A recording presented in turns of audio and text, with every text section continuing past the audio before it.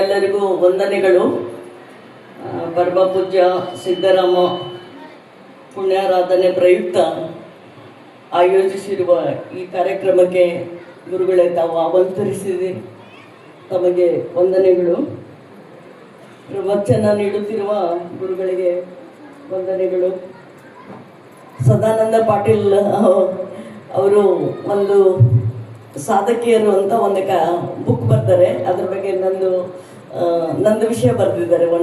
ಒಂದು ಟಾಪಿಕ್ ಆಗಿ ಸದಾನಂದ ಪಾಟೀಲ್ ಅವರು ನನಗೆ ಕನೆಕ್ಟ್ ಮಾಡಿಕೊಡ್ತಾರೆ ಮಠಗಳಿಗೆ, ಮೇನ್ ಆಗಿ ಮಠಗಳಿಗೆ ಬಿಡೋದಿಲ್ಲ. ಅವ್ರು ಒಂದೇ ಸಮಯ ಕಾಲ್ ಮಾಡ್ತಾ ಇರ್ತಾರೆ. ಸೊ ಇವತ್ತು ಬರಲಿಲ್ಲ ಅಂದರೆ ಸ್ವಾಮೀಜಿ ಒಂದು ದೊಡ್ಡ ತಪ್ಪಾಗಿರೋದು. ಇದು ಒಂದು ಸ್ವರ್ಗಲೋಕ ಥರ ಕಾಣಿಸ್ತಾ ಇದೆ ನನಗೆ.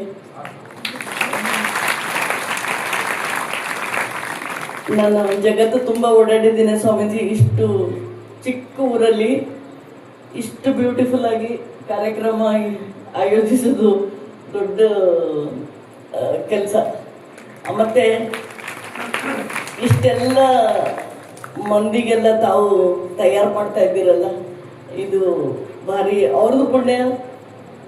ನಾನು ಬಂದು ಇಲ್ಲಿ ಪಾರ್ಟಿಸಿಪೇಟ್ ಮಾಡ್ತಾ ಇರೋದು ನನ್ನ ಪುಣ್ಯ. ಊರಿನ ಹಿರಿಯರೆಲ್ಲ ಸೇರಿದ್ದಾರೆ, ಅವರಿಗೂ ವಂದನೆಗಳು. ಮಠದ ಭಕ್ತರೆಲ್ಲ ಸೇರಿದ್ರ, ಸ್ಪೆಷಲ್ ಆಗಿ ಹೆಣ್ಮಕ್ಳು ಬರ್ಗಿರ್ತಾರೆ, ಬನ್ನಿ ಬನ್ನಿ ಅಂತ ಪಾಟೀಲ್ ಕರೆದಿದ್ದು. ಮತ್ತೆ ಈ ಪದ್ಮಶ್ರೀ ಅವಾರ್ಡ್ ಅವರು ಮೋದಿಜಿಯವರು ಹೋದ ವರ್ಷ ಕೊಟ್ಟರು. ಅವಾಗಿದ್ದ ಪಾಟೀಲ್ರು ಕರೀತಾ ಇದ್ದಿದ್ರು. ಹೋದ ವರ್ಷ ತುಂಬ ಬ್ಯುಸಿ ಇದ್ದೆ ನಾನು. ತುಂಬ ಅಂದರೆ ತುಂಬ ದೊಡ್ಡ ದೊಡ್ಡ ಸಾಧು ಸಂತರು ಕರೆದ್ರು. 5 ನಿಮಿಷದೊಳಗೆ 4 ಕಾಲ್ ಬರ್ತಿತ್ತು. ಯಾರ ಹತ್ರ ಹೋಗ್ಬೇಕು, ಯಾರ ಹತ್ರ ಬಿಡೋದು, ಬಹಳ ಕಷ್ಟ ಆಗ್ತಿತ್ತು. ಎಷ್ಟಂದರೆ ನನಗೆ ಟ್ಯಾಬ್ಲೆಟ್ ತೊಗೊಳ್ಲಿಕ್ಕೂ ಆಗ್ತಿದ್ದಿಲ್ಲ. ಆ ಒಂದು ಲೆವೆಲ್ಗೆ ಮಂದಿ ಆಮಂತ್ರಣ ಮಾಡ್ಲಿಕ್ಕೆ ಶುರು ಮಾಡಿದ್ರು. ಈ ಪದ್ಮಶ್ರೀ ಅವಾರ್ಡ್ ಅವರಿಗೆ ಸಿಕ್ಕಿದೆ ಅನ್ನೋ ಹಾಗೆ ಜನ ಅಲ್ಲಿ ರೋಡ್ ಮೇಲೆ, ಮೆಟ್ರೋದೊಳಗೆ ಎಲ್ಲ ಮಂದಿ ಮಜಾ ಮಾಡ್ತಿದ್ರು. ಅವರಿಗೇನೆ ಅವಾರ್ಡ್ ಸಿಕ್ಕಿದೆ ಅನ್ನೋ ಹಾಗೇನೆ. ಮತ್ತೆ ಗುರುಗಳು ಇಲ್ಲಿ ಸ್ಟಾರ್ಟ್ ಮಾಡುವಾಗ ಹೇಳಿದ್ರು ಭಕ್ತಿ ಮಾರ್ಗದ ಬಗ್ಗೆ. ಗುರುಗಳೇ, ಮೊದಲು ನಮ್ಮಪ್ಪ, ನಾನು ಚಿಕ್ಕವಳಿರುವಾಗ ನಾವು 8 ಮಂದಿ ಇದ್ದಿದ್ದು. 8 ಮಂದಿ ಮಕ್ಕಳು. ತಮ್ಮ ನಂದು ಆದಮೇಲೆ ಅಜಯ್ ಫೇಮಸ್ ಲಾಯರ್ ಇದ್ದ, KCCL ಮ್ಯಾನೇಜರ್ ಆಗಿದ್ದ ಅಜಯ್. ಸೊ ತಮ್ಮ ಕೂಡ ಅಪ್ಪ ಅಷ್ಟು ಹೇಳಿಲ್ಲ, ನನಗೆ ಮಾತ್ರ ಹೇಳಿದ್ರು. ಇದು ನಾ ಚಿಕ್ಕವಳಿರುವಾಗೇನೆ ಅಪ್ಪ ಇದ್ದ ಪ್ರವಚನಗಳು ಊರೂರಿಗೆ ಹೋಗಿ ಅಟೆಂಡ್ ಮಾಡ್ತಿದ್ರು. ಸೈಕಲ್ ಮೇಲೆ ಕಂದಿಲ್ ತಗೊಂಡು, ಅದು ನಾನು ಕಣ್ಣಾರೆ ನೋಡಿದೆ ಅಪ್ಪ. ಸೊ ಹಾಗಾಗಿ ಅದು ಅಪ್ಪನ ಹತ್ರ ಇತ್ತಲ್ಲ ಸ್ವಾಮೀಜಿ, ಅದು ನನಗೆ ಬಂದಿದ್ದೇನೋ. ಹಾಗಾಗಿ ನಾನು ವಿದೌಟ್ ಮೈ ನಾಲೆಜ್ ನಾನು ಲ್ಯಾಂಡ್ ಆಗಿಬಿಡ್ತೀನಿ. ಆ್ಯಕ್ಚುಲಿ ನಾವು ಇಲ್ಲಿ ಬರ್ಲಿಕ್ಕೆ ಪ್ಲ್ಯಾನ್ ಮಾಡಿದ್ದಿಲ್ಲ, ಪಾಟೀಲ್ರು ಬಿಡೋದಿಲ್ಲ. ಪಾಟೀಲ್ರಿಗೆ ಲಾಸ್ಟ್ ಟೈಮು ಹೋದ ವರ್ಷ ಅವ್ರ ಫೋನ್ ಬಂದರೆ ನಾನು ಸ್ವಿಚ್ ಆಫ್ ಮಾಡಿಬಿಡ್ತಿದ್ದೆ, ಹೇಗೆ ಇಲ್ಲ ಅನ್ನೋದು ಅವರಿಗೆ ಅಂತ. ಮತ್ತು ನಮ್ಮದು ಭೂಮಿಯಲ್ಲಿ ನನಗೆ ಕರೆದು ನಾನು ತುಂಬ ಓಡಾಡಿದ್ದೇನೆ ಸ್ವಾಮೀಜಿ ಪದ್ಮಶ್ರೀ ಜೊತೆಯಲ್ಲಿ. ಮೊದಲು ಹೋಗಿದ್ದು ನಾನು ಸಾರಾಬಾಯಿ ಸ್ಪೇಸ್, ಅಲ್ಲಿ ಅದೆಲ್ಲ ಕವರ್ ಮಾಡಿಕೊಂಡೆ. ಅವರು ದೇಶದ ಕೆಲಸ ಮಾಡ್ತಾರೆ, ನಾ ಅವ್ರ ಹತ್ರ ಫಸ್ಟ್ ಹೋಗ್ತೀನಿ ಅಂತ ಹೇಳಿದೆ. ಅಲ್ಲಿ ಮುಗಿಸ್ಕೊಂಡು ಸ್ವಾಮೀಜಿ ಮಧ್ಯೆ ಸಾಧು ಸಂತರು, ಸುತ್ತೂರು ಮಠಾಧೀಶರು 2 ಸಲ ಕರೆದ್ರು. ಅಲ್ಲಿ ಹೋಗಿದೆ. ಅಲ್ಲಿ ಒಂದು ಚಾನ್ಸ್ ಸಿಕ್ತು. ಸುತ್ತೂರು ಮಠ ದಿವ್ಸದ ಜೊತೆಯಲ್ಲಿ ಸ್ಟೇಜ್ ಶೇರ್ ಮಾಡಲಿಕ್ಕೆ ಒಂದು ಅವಕಾಶ ಸಿಕ್ತು. ಮತ್ತು ಅದಾದಮೇಲೆ ಮೆಡಿಕಲ್ ಕಾಲೇಜಸ್ ಮಕ್ಕಳು ಅವ್ರು ಕರೀಲಿಕ್ಕೆ ಶುರು ಮಾಡಿದ್ರು. ಅವ್ರಿಗೇನು ಬೇಕಿಲ್ಲ, ನನ್ನ ಸ್ಟೋರಿ ಹೇಳಿದ್ರೆ ಸಾಕು ಆ ಮಕ್ಕಳಿಗೆ, ಮೆಡಿಕಲ್ ಕಾಲೇಜ್ ಮಕ್ಕಳಿಗೆ ನಾನು ಹೇಗೆ ಬೆಳೆದೆ ಅಂತ. ದೆನ್ ನಾವು 8 ಮಂದಿ ಮಕ್ಕಳಿದ್ರೆ ಅಪ್ಪ ನನಗೊಬ್ಬಳಿಗೇ ಹೇಳಿದ್ದಾರೆ. ಅವ್ರಿಗೆ ಏನೇನು ಹೇಳಬೇಕಿತ್ತು ಅದೆಲ್ಲ. ಸೊ ನಾನು 5ನೇ ಕ್ಲಾಸಲ್ಲಿ ಇರುವಾಗ ನನಗೆ ಅಪ್ಪ ಸರ್ಜನ್ ಆಗ್ಲಿಕ್ಕೆ ಹೇಳ್ತಾರೆ. ಸೊ ನಾನು ಸರ್ಜನ್ ಆಗ್ತೀನಿ. ಅದಕ್ಕೆ ಧರ್ಮಸಿಂಗ್ ಸರ್ ಅವರಿಗೆ ನಾವು ಎಷ್ಟು ಧನ್ಯವಾದ ಹೇಳಿದ್ರು ಕಡಿಮೆ ಸ್ವಾಮೀಜಿ. ಅವರು ನನಗೆ ಬೆಳೆಸಿದ್ರು. ಅವರು ಅವರು 30 ವರ್ಷ ಆ ಮನೆಗೆ ಹೋಗ್ತೀನಿ ಸ್ವಾಮೀಜಿ. ನಾನು ನಮ್ಮಪ್ಪ ನಸ್ಕಲ್ಲಿ ನಾವು 4 ಗಂಟೆಗೆ ಎದ್ದು 7 ಗಂಟೆಗೆ ಅಲ್ಲಿ ಇರ್ತಿದ್ದೆವು. ಸರ್ ಅಲ್ಲಿ ವಾಕಿಂಗ್ ಮಾಡ್ತಿದ್ರು. ಅಪ್ಪ ಮತ್ತೆ ಅವರು ಚಡ್ಡಿ ದೋಸ್ತರು, ಹಾಗಾಗಿ ಅವರು ನಮಗೆ ಅಪ್ಪ ಥರನೇ ಸ್ವಾಮೀಜಿ. ಇಲ್ಲಿ ಒಂದೇ ಕಾರ್ಯಕ್ರಮ ಕರೆದಿದ್ದರು ನೆಲೋಗಿದೊಳಗೆ. ಆ ಕಾರ್ಯಕ್ರಮ ಮುಗಿಸ್ಕೊಂಡು ಹೋಗುವಾಗ ಈ ಪದ್ಮಶ್ರೀ ಅವಾರ್ಡ್ದು ಅನೌನ್ಸ್ ಆಗಿದ್ದು ಗೊತ್ತಾಗಿದ್ದು. ಆಮೇಲೆ ನಾನು ಅಲ್ಲಿ ಧರ್ಮಸಿಂಗ್ ಸರ್ ಅವರು ಹೋದಾಗ ನಾನು ಬರ್ಲಿಕ್ಕೆ ಆಗಿದ್ದಿಲ್ಲ. ಮೇ ಬಿ ಅದು ಇತ್ತೇನೋ ಅದು ಋಣ. ಅಲ್ಲಿ ನಾನು ನಮಸ್ತೆ ಮಾಡಿದೆ. ಸಮಾಧಿ ಹತ್ರ ಮುಂದೆ ಹೋದ್ರೇನೆ ಇದು ಪದ್ಮಶ್ರೀ ಅವಾರ್ಡ್ದು ಅನೌನ್ಸ್ ಆಗ್ತಾ ಇದೆ ಅಂತ ನನಗೆ ಗೆಳತಿ ಒಬ್ರು ಫೋನ್ ಮಾಡಿದ್ರು. ಅವಾಗ ಪಾಟೀಲ್ ಅವರು ನನ್ನ ಜೊತೆ ಇದ್ದಿದ್ರು. ಇಲ್ಲಿದ್ದಾನೆ ಶುರುವಾಗಿದ್ದು. ಸೊ ಪದ್ಮಶ್ರೀ ಅವಾರ್ಡದು ಕಾಂಟ್ರಿಬ್ಯೂಷನ್ನು ಈ ಊರಿಗೆ ಸಲ್ತದೆ, ಕೋಬಳಿಗೆ ಸಲ್ತದೆ, ಧರ್ಮಸಿಂಗ್ ಸರ್ ಸೇರ್ತದೆ. ಅದು ಪದ್ಮಶ್ರೀ ಅವಾರ್ಡ್ ಸಿಕ್ಕ ಮೇಲೆ ಇಲ್ಲಿ ಬಂದಿದ್ದಿಲ್ಲ, ಅದಕ್ಕೇನೆ ಮತ್ತೆ ಕಾಯ್ತಾ ಇದ್ದಿದ್ದು. ಗುರುಗಳು ಚಾನ್ಸ್ ಕೊಟ್ರು. ಇವತ್ತು ನಮ್ಮ ಜನರಿಗೆ ನಾವು ಅದು ಒಪ್ಪಿಸ್ಲೇಬೇಕು ಆ ಪದ್ಮಶ್ರೀ ಅವಾರ್ಡ್. ಅದು ಎಷ್ಟು ಜನ ಪ್ರಯತ್ನ ಮಾಡ್ತಾರೆ. ಮೋದಿಜಿ ಅಣ್ಣ ಅವರು ಕರೆದು ಕೊಟ್ಟಿದ್ದಾರೆ ಪುಣ್ಯಾತ್ಮರು. ಒಂದು ಸ್ಲಮ್ ಅಲ್ಲಿ ಹುಟ್ಟಿದ ಮಗುಗೆ ಕರೆದು ಕೊಡ್ತಾರೆ. ಈಗಿನ ಕಾಲದಾಗ ಅಂದ್ರೆ ಅವ್ರು ಮೋದಿಜಿ ಅವ್ರು ಸಿಕ್ಕಾಗೆ ನಾನು ಹೇಳಿದೆ, ಮೋದಿಜಿ ಅಪ್ ಚಮತ್ಕಾರ ಕರೆ ಅಂತ ಭಾಯಿ ಅಂತ ಹೇಳಿದೆ ನಾನು. ಅವ್ರಿಗೆ ಭಾರಿ ಖುಷಿಯಾಗಿತ್ತು. ಸೊ ಇದು ಅವಾರ್ಡ್ ಸಿಕ್ಕ ಮೇಲೆ ಇಲ್ಲಿ ಬರ್ಬೇಕಿತ್ತೇನೋ, ಅದು ಇಲ್ಲಿ ಸಮರ್ಪಣೆ ಮಾಡ್ಬೇಕಿತ್ತೇನೋ, ಅದಕ್ಕೇನೆ ಗುರುಗಳು ಕರೆದ್ರು. ಪಾಟೀಲ್ ಅವರು ಅದು ಕನೆಕ್ಟ್ ಮಾಡಿಕೊಟ್ರು. ಮತ್ತೆ ಇಲ್ಲಿ ಗುರುಗಳ ಪ್ರವಚನ ಎಷ್ಟು ಬ್ಯೂಟಿಫುಲ್ ಆಗಿ ಮತ್ತೆ ಅದು ಹಾಡ ಹೇಳಿದರು. ಎಷ್ಟು ಸಂಗೀತ, ಅದು ಎಷ್ಟು ಅರ್ಥಪೂರ್ಣ. ಇವಾಗ ಅಲ್ಲಿ ಡೆಲ್ಲಿ ಒಳಗೆ ಸ್ಟ್ರೈಕ್ ಆಗ್ತದಲ್ಲ Swamiji, because of all these ರೋಷ ಅವನಿಗೆ ಕುಣಿಸ್ತಾ ಇದೆ. ನೀನು ಕುಡಿ ಅಂತ ಅವ್ರು ಚೆನ್ನಾಗಿ ಕುಣಿಸ್ತಾರೆ ಸ್ವಾಮೀಜಿ. ಅವರು ನಮ್ಮಪ್ಪ ಹೇಳ್ತಿದ್ರು. ನಮ್ಮ ಅಪ್ಪಗೆ ನನ್ನ ಸರ್ವಜ್ಞ ಅಂತ ಹೇಳ್ತಿದ್ದೆ ಸ್ವಾಮೀಜಿ. ಅಪ್ಪ ಓದ್ಲಿಲ್ಲ ಬರಲಿಲ್ಲ. ಅಪ್ಪ ಅಮ್ಮ ಅವ್ರದೇನೆ ಲೆಟರ್ ಕಲ್ತ್ಕೊಂಡಿದ್ದು ನಮ್ಮಪ್ಪ. ಸೊ ಅವ್ರು ಹೇಳ್ತಿದ್ರು, ವಿಜಯ್ ಗೌರ್ಮೆಂಟ್ ಬೋಲೆಟು ಗದ ಅಂತ, ಯಾಕಡೆ ಬೇಕಾದ ಕಡೆ ಓದಿತದದು ನೀನು ಓದಿಸ್ಕೊಲಿಕ್ಕೆ ರೆಡಿ ಇರ್ಬೇಕಂತ. ಅದಕ್ಕೆ ನಮ್ದು ಅಷ್ಟು ಚಂದ ಮೋದಿಜಿ ಅವರು ಅಷ್ಟು ಪ್ರಪಂಚ ತುಂಬೆಲ್ಲ ನಮ್ಮ ದೇಶದ ಬಗ್ಗೆ ಎಷ್ಟೊಂದೆಲ್ಲ ಏನೇನೆಲ್ಲ ಅಪಪ್ರಚಾರ ಇತ್ತು ಅದೆಲ್ಲ ತೆಗೆದುಹಾಕಿ ನಾವು ಇಂಟೆಲಿಜೆಂಟ್ ಇದ್ದೀವಿ ಅಂತ ಜಗತ್ತಿಗೆ ತೋರಿಸ್ತಾ ಇದ್ದಾರೆ ಸ್ವಾಮೀಜಿ. ಇನ್ನು ಏನು ಬೇಕು? ಇಲ್ಲಿನ ಮಕ್ಕಳು ಇಂಟೆಲಿಜೆಂಟು, ನಾವು ಇಂಟೆಲಿಜೆಂಟು. ನಿಮ್ಗಿಂತ ಜಾಸ್ತಿ ನಾವು ಅಂದ್ರೆ ಅವರು ಸೂಪರ್ ಪವರ್ ಆಗ್ತೀವಿ ಅಂತ ಹೇಳಿದ್ರು ಸ್ವಾಮೀಜಿ. ಅದು ದಟ್ ಇಸ್ ಇರಿಟೇಷನ್ ಅವರಿಗೆ ಹೊಟ್ಟೆ ಕಿಚ್ಚದ ಬಂದಿದೆ.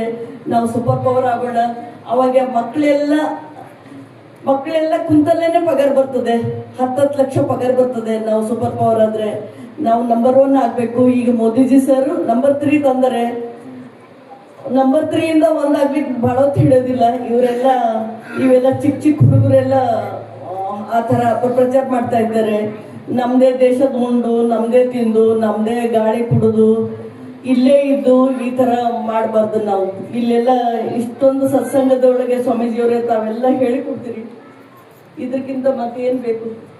ನಾವು ಪೂರಾ ದಿನ, ಅದು ವಾಟ್ಸಪ್ ಬಗ್ಗೆ ಹೇಳ್ತಿದ್ರಲ್ಲ, ಪೂರಾ ದಿನ ಓಡಾಡಿದ್ರು ಇಷ್ಟು ಒಳ್ಳೆ ವಿಚಾರಗಳು ಸಿಗಲ್ಲ ಅವ್ರಿಗೆ.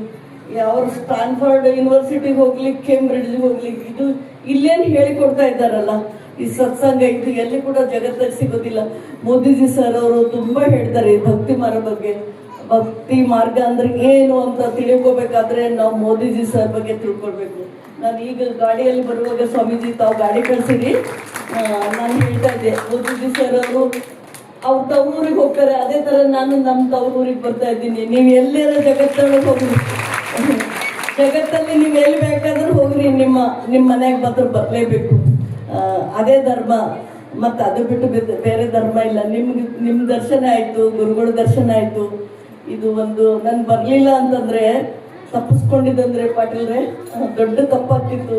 ನನ್ನ ಎಲ್ಲೆಲ್ಲೆಲ್ಲ ಹೋಗಿ ಬಂದಿದ್ದೇನೆ, ಬಟ್ ಇಲ್ಲಿ ಬರಲಿಲ್ಲ ಅಂದ್ರೆ ಅದು ಬಹಳ ಬಹಳ ತಪ್ಪಾಗ್ತಿತ್ತು. ಏನಾದರೂ ಪುಣ್ಯ ಇರಬೇಕು ಸ್ವಾಮೀಜಿ, ನನ್ನ ಮನಸ್ಸು ಮಾಡಿ ಇಲ್ಲಿ ಬಂದೆ.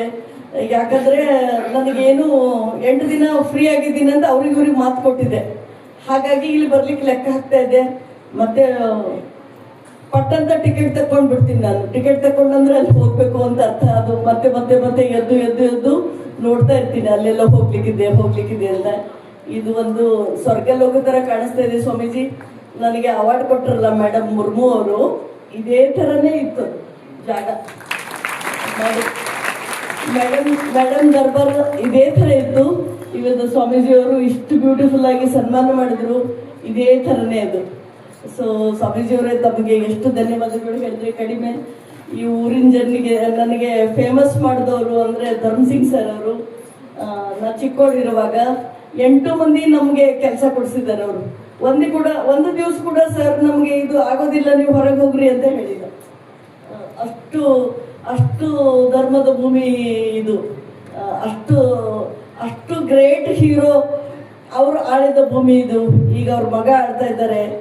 ಸೊ ನಮ್ಮ ಮನೆಯಲ್ಲಿ ಏನಾದರೂ ನಾವು ಇವತ್ತು ಊಟ ಮಾಡ್ತಾ ಇದ್ದೀವಿ ಅಂದರೆ ಅದು ಸರ್ ಅವ್ರ ಮನೆಗೆ ಸಲ್ಲತ್ತೆ. ಗುರುಗಳೇ, ಅವರು ನಮಗೆ ತುಂಬ ಅಂದರೆ ತುಂಬ, ಯಾವತ್ತೂ ಕೂಡ ಇಲ್ಲ ಅಂತ ನಾನು ಶಬ್ದನೇ ಕೇಳಲಿಲ್ಲ. ಇದು ನಂದು 70 ವರ್ಷ ವಯಸ್ಸು. ಆ ಮನೆಯಿಂದ ಅವರು ಒಬ್ಬರು ಸಾಧುಗಳು ಅಂತ ನಾನು ಹೇಳ್ಬೋದು. ಸಂಸಾರಿಕ ಸಾಧು ಅಂತ ನಮ್ಮಪ್ಪ ಹೇಳ್ತಿದ್ರು.